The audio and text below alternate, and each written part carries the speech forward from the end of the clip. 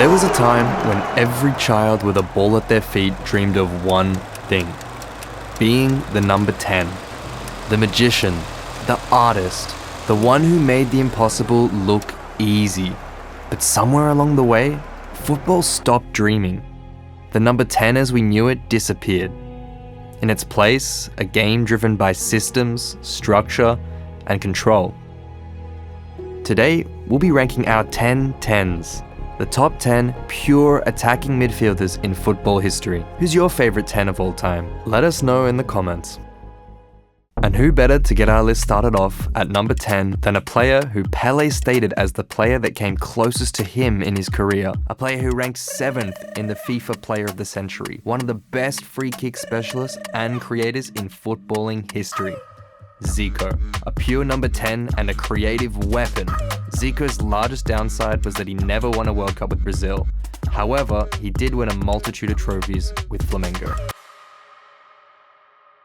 Next up on our list, at number 9, a Ballon d'Or winner, a Champions League winner, a World Cup winner, and a Scudetto winner. At one point, the only man to win a Ballon d'Or not named Messi or Ronaldo for 11 years. The legendary Brazilian, Kaka. Divorced for being too perfect of a husband, Kaka dominated Europe with AC Milan and Madrid in the mid-2000s. In full flight, Kaka was poetry in motion, gliding past defenders with grace and power. A modern number 10 who combined blistering pace with delicate precision. Kaka redefined what a number 10 could be in the modern game. However, his relatively short longevity compared to others on this list sees him down in 9th. But I'm sure in many of our hearts, he is much higher.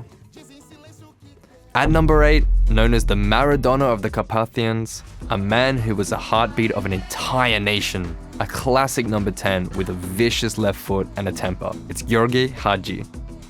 His club career saw him shine for giants like Real Madrid, Barcelona, and Galatasaray. For Romania, Hagi carried an entire generation on his back, especially at the 1994 World Cup, where he captained a golden squad all the way to the quarterfinals, scoring wonder goals and earning global respect. Number 7. When people think of this player, they think of loyalty, of one club, one city, the last Roman emperor. Francesco Totti wasn't just Roma's captain, he was its soul. A number 10 born to wear the armband, to carry the weight of a city's dreams on his shoulder and still play with elegance, mischief, and grace. He was poetry with a pass, thunder with a shot, and a king in his own cathedral. With his signature Cucchiao chip, he turned his love for Rome and football into art. In a world of transfers and fleeting legends, Totti stayed for 25 years, resisting glory elsewhere to build something timeless in Rome. But more than trophies, it was the way he played, with heart, vision, and a smirk that made him unforgettable. Our man at number 6 is someone who many consider as the last of his kind. A true enganche, someone who played in slow motion and orchestrated the pitch as well as the Boca fans' songs. Juan Román Riquelme was an artist. To those who watched his magic, you may be outraged he's this low. Simply due to the purity of his role, he was the definition of a true number 10. A master of the pause, the feint, the no-look pass. Riquelme played like he was reading a book everyone else was still writing. At Boca Juniors, he became a cult icon, winning 3 Copa Libertadores, guiding them to glory with quiet brilliance and unmatched vision. At Villarreal, he pulled off the impossible by dragging a modest club to a Champions League semi-final, orchestrating every play like a conductor.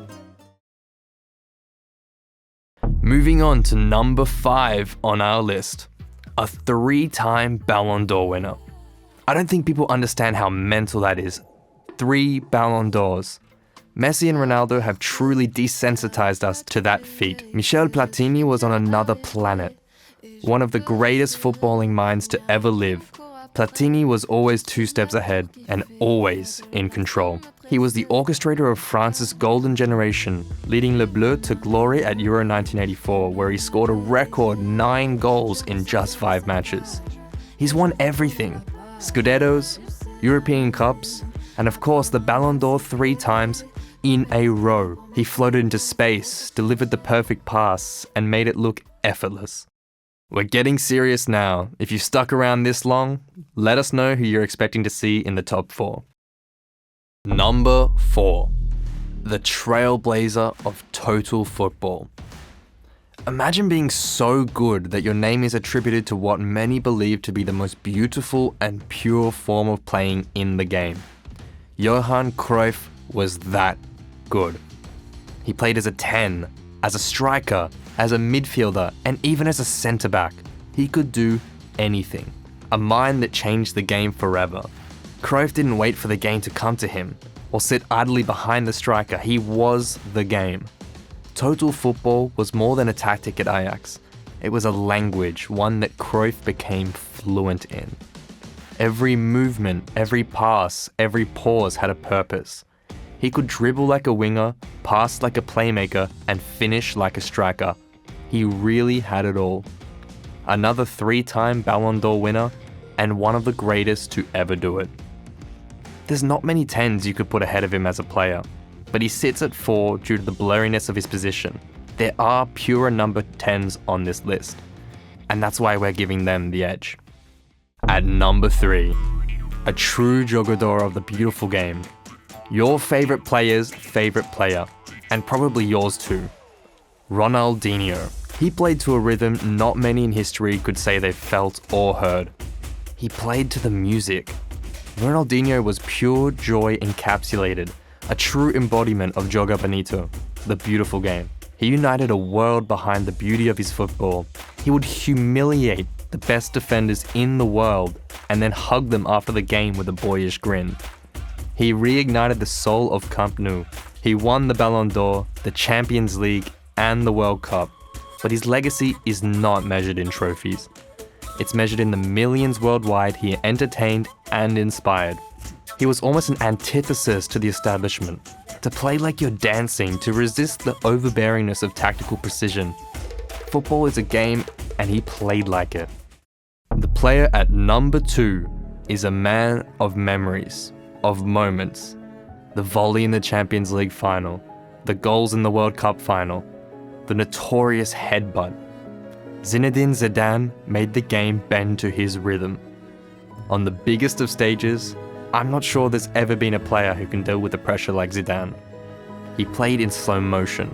He was elegant, balanced, controlled, a true orchestrator. When the ball reached his feet, the noise faded. And for a few moments, football looked perfect. The midfields he played in were untouchable because of him.